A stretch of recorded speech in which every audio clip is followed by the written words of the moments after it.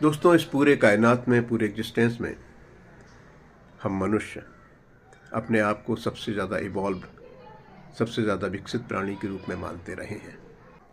8 मार्च हर साल वो वाहिद दिन है, वो ख़ास दिन है जिस दिन ये विमर्श सबसे मुखर होके सामने आता है।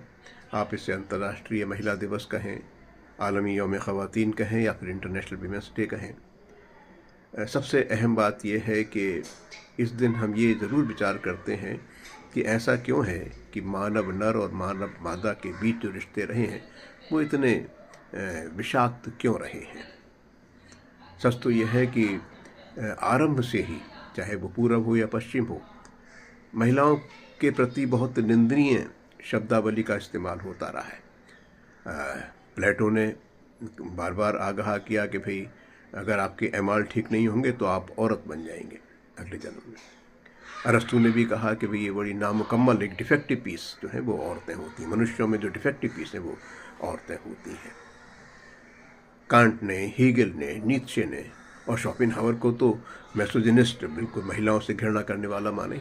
यानी एक भी ऐसा आपको दार्शनिक मिलना मुश्किल है जिसने महिलाओं के लिए बहुत सम्मानपूर्ण शब्दों का इस्तेमाल किया हो, उसकी निंदा ना की हो।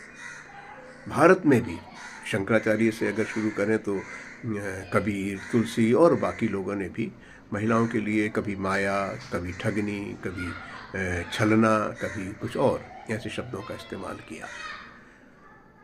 दरअसल बहुत लंबे अंतराल में ये रिश्ते इतने विषाक्त हो गए कि शायद लड़ाई एक दूसरे पर कब्जा करने की में तब्दील हो गई।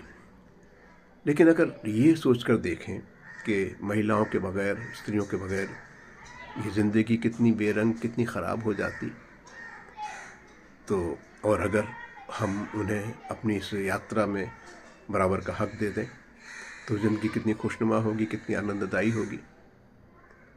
ज़रूर इस बात पर सोचिए।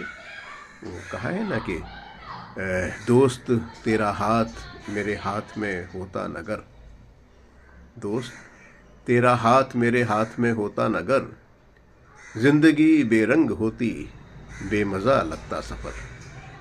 अंतर्राष्ट्रीय महिला दिवस पर आप सभी को बहुत बहुत शुभकामनाएं।